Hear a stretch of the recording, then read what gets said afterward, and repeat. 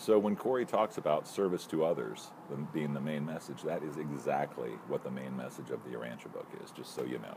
Service to others, treat everybody, and apparently not just on our planet, on our planets, as if they're our brothers and sisters.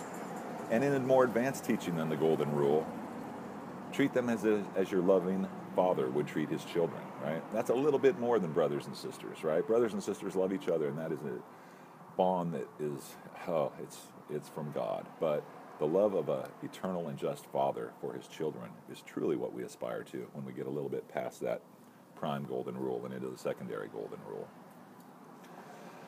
So Corey, when he talks about becoming more spiritual and service to others, he's talking about a minute-by-minute, daily, weekly, monthly, yearly, a whole lifetime decision that's made minute by minute, just like what to wear. Am I going to wear this shirt today?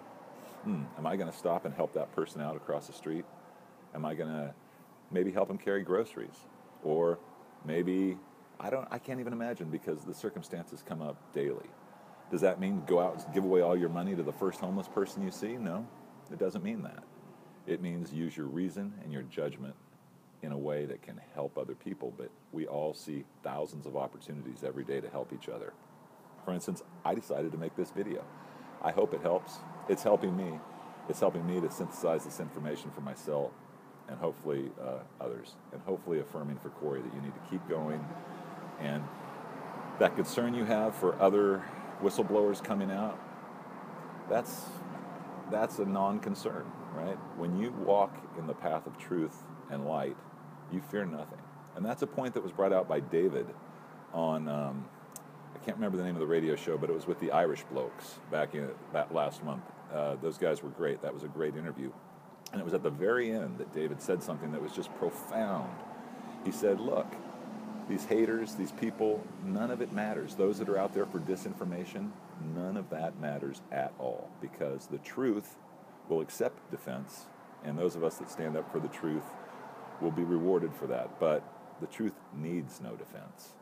The truth will stand on its own. It will stand. The bright light will shine on the truth no matter what disinformation and lies are put forth. So as we all go forward in this, I would say the message of staying positive is probably the most important. And what does that mean on a minute-to-minute basis? I have studied this, I've thought about this, meditated on this for a while. I've come to the conclusion that by staying positive in a very basic way, it means to take the words no, the words not, the words non, and the word cannot, and any words that go with those out of our language.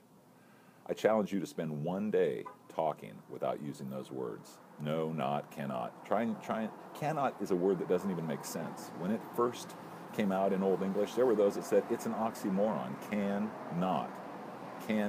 It doesn't even make sense. And the original technology to man was language.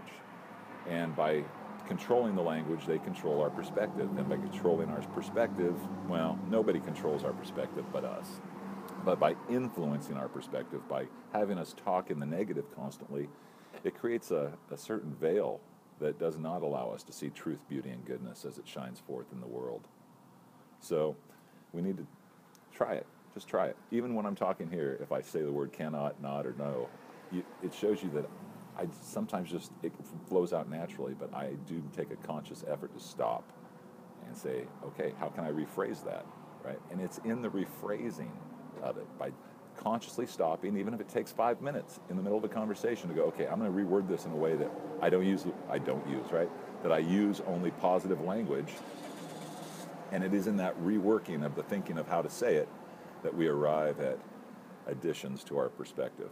So that's a really important point in staying positive. To, I think, I'm sorry if I got your name wrong, I'm working off the cuff here, C.T. Chantner, who Corey's posted 2 of your videos. I see those law books in the background. I'm a lawyer myself. I'm not hiding from anyone. I'm Dr. Dave from the Fourth Dimension, and if you look that up, you'll find right away who I am and what I am.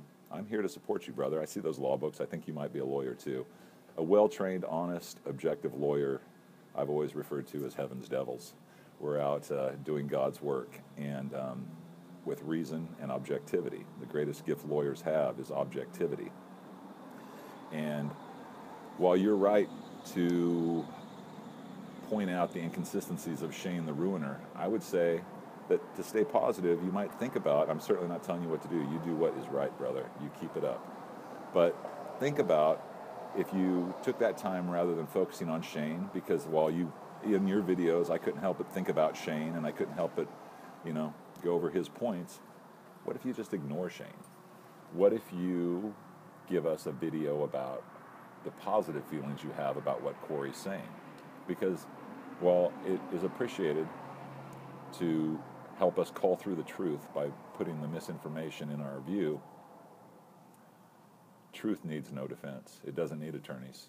Truth doesn't need us. It will shine. The golden light of truth will shine through, and it will resonate in a way that we don't need somebody to tell us something is untrue. We don't need it. See, what we need is affirmation of that which we know to be true.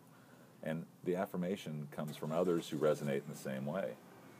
So I'm just suggesting that to stay positive, we throw out the words no, not, cannot, especially, and rather than focus on the misinformation, let's just focus on the information, and let's talk about that. I hope this one thing I've really been trying to do through my various tweets, emails, texts, whatever it is, posts, is to start a conversation among people that are maybe further along in their spiritual progression that can talk about these things and to get this community up and running, because right now Corey thinks it's just him, and it's not Corey. There are hundreds of thousands of us that agree with you, believe in you, what you're saying, and will support you. I mean, if there's anything I can do as a California lawyer to support you, I want to do it. I've thought about things like, could you sue? If these are governmental agencies, I know the idea of suing a secret government agency seems ridiculous on some levels, but hey, give us the name of a person, give us the name of a entity or some place to serve a complaint, and we can get this on the court record. That's just one thought. See, I told you, heaven's devils, right? So